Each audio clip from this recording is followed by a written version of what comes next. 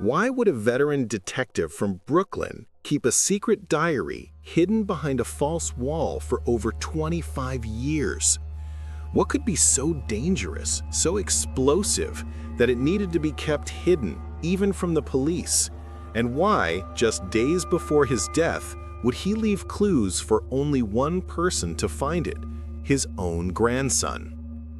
The body of retired detective Henry Dawson was found in his armchair with a cup of still warm coffee on the table. Cause of death? Heart attack. But who drinks coffee moments before suddenly dying? Apparently, a healthy, lucid man who had been living in isolation for years. His 24-year-old grandson, Thomas, had been called to clear out the apartment in Carroll Gardens, Brooklyn. While moving an old bookshelf, he heard a hollow sound in the wall. Curious, he pried back the wood to reveal a small built-in safe. Inside was a black-covered diary coated in dust with the initials HD hand-etched on the front. On the first page, a shaky handwritten message. "If you're reading this, it means they finally found me." Who were they? And what exactly did Dawson know that couldn't be spoken out loud? Thomas carefully flips through the pages. The diary contains entries dated between 1992 and 1998, all handwritten in strong lettering. On the second page, he finds a list of names and dates. Some are crossed out in red ink, others circled. But one name stands out, underlined several times. Raymond Vescovi, 6/17/1994. Who was Raymond Vescovi, and why would Dawson emphasize that name above all others? Driven by curiosity, Thomas searches the name on his phone. Nothing.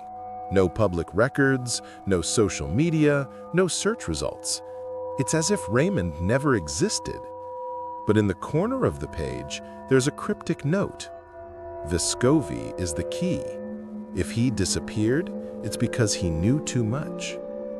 Thomas feels a chill. This wasn't just a diary. It was a rogue investigation, one that was never officially filed. Dawson had been tracking cases on his own. But why?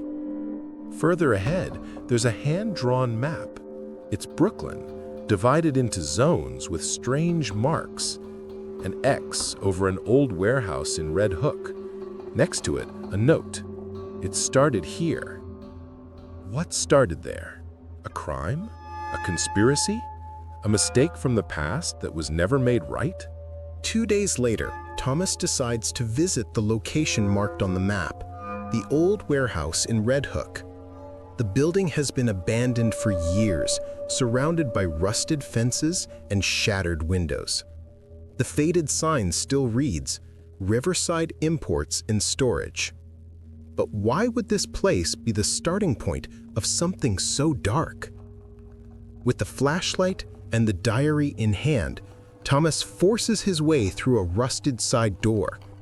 Inside, the smell of mold and dust is suffocating.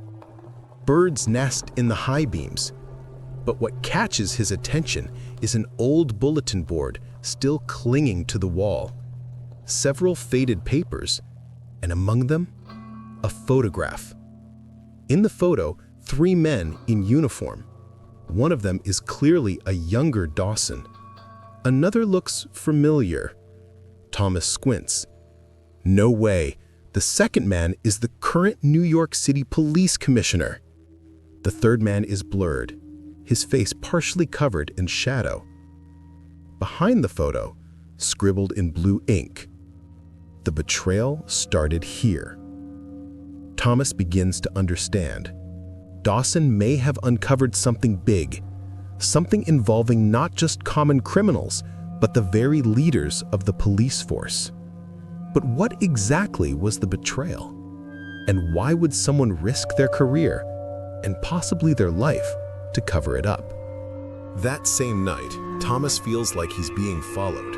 As he exits the subway at Carroll Street, he notices a hooded figure walking at the same pace behind him. He changes streets. The figure changes too. When he speeds up, the footsteps behind him quicken. But when he abruptly turns to confront whoever it is, the street is empty. Paranoia? Or has someone discovered he found the diary? Back at his grandfather's apartment, Thomas digs deeper into the diary. In one of the more yellowed pages, there's a specific entry.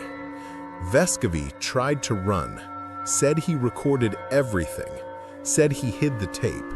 It might save us, or get us killed. A tape? What kind of recording would be dangerous enough to kill for? Thomas searches through Dawson's old VHS collection. All have ordinary labels: Christmas 1995, Susan's birthday, Chris's practice. But one tape has no label. He slides it into an old VCR that still works. The shaky footage shows a man walking away in a dark warehouse. Suddenly, a recognizable voice says, "You know this could bring all of us down." The tape cuts out. End of recording. Who was being filmed and whose voice was behind the threat?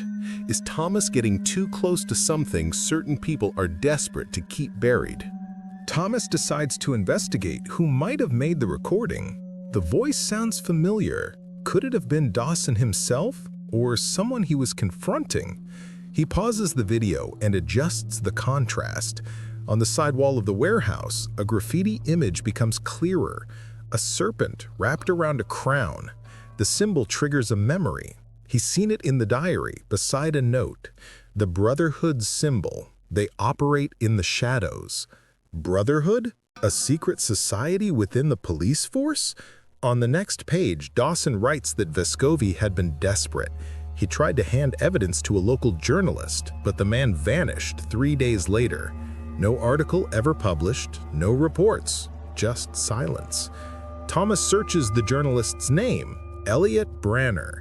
He finds that the man did exist, but his death in 1994 was ruled a suicide after falling from a rooftop in downtown Brooklyn. No official autopsy, no thorough investigation. Thomas begins to understand those who got close to the truth either disappeared or died. But what is this so-called Brotherhood? And why would it operate with such impunity within the very institutions meant to uphold the law? The next morning, Thomas wakes to a strange noise coming from the kitchen, a faint, flickering buzz, like radio interference.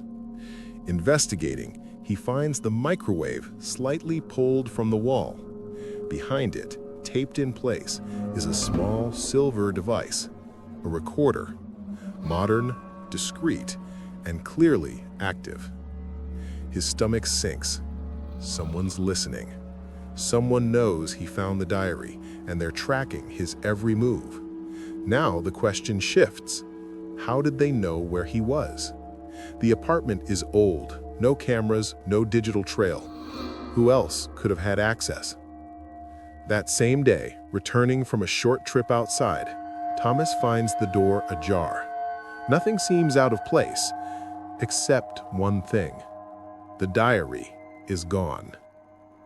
But while searching the apartment, he finds an envelope under his pillow. Inside, a single sheet with letters cut from a newspaper. Run while you can. What killed your grandfather will kill you. Thomas collapses. The threat is no longer subtle, but running would betray everything Dawson risked to hide. And if the diary is gone, is there still a chance that someone else, somewhere, is also trying to protect the truth?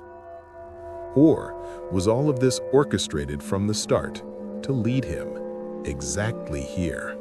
Refusing to run, Thomas decides to look into the last name written in the diary before it was stolen: L. Jennings. In one of the entries, Dawson had written, "Jennings knew too much, but survived, disappeared, maybe in hiding." After hours of digging, Thomas finds a similar name, Lena Jennings, a former investigative journalist for the Brooklyn Herald until 1996, the year she was suddenly fired and vanished from public records. On an obscure forum, he finds an old email linked to the name. He takes a chance. To his surprise, she responds, "If you have something from Dawson, Meet me tomorrow. Clock Tower Plaza, 10 p.m. Come alone. The next night, Thomas meets a middle-aged woman wearing dark glasses, even at night. Lena. She scans the surroundings constantly. Were you followed? She asks bluntly. Thomas explains everything. She turns pale when he mentions the serpent symbol and the videotape. I saw that symbol once, in a destroyed internal report. They called themselves the Brotherhood of the Crown. According to Lena, Dawson tried to expose them in 1995, but was silenced, not by criminals, but by his own superiors. The hole went far deeper than Thomas ever imagined. But is Lena telling the whole truth, or does she have secrets of her own? Lena leads Thomas to an old, decommissioned municipal building on Flushing Avenue. It once housed the NYPD's Internal Records Department until a fire in 1998 destroyed part of the archives. Officially, it was caused by an electrical short, but according to Lena, classified files were being tampered with that very night.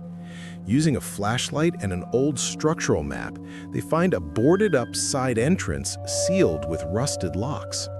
After forcing their way in, they descend a concrete hallway to a sub-basement where some of the surviving records lie forgotten in dust, mold, and damp air. Lena pulls a box labeled 1994 IAD. Inside, dozens of redacted reports. Among them, a folder titled Raymond Vescovi. But the content is strange. Vescovi was officially declared dead in 1993, a year before the date marked in the diary. Cause? Car accident.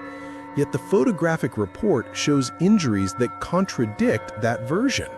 Restraint marks, bruising around the neck, and most damning, the final page contains a photo clearly showing Vescovi alive in handcuffs in 1994.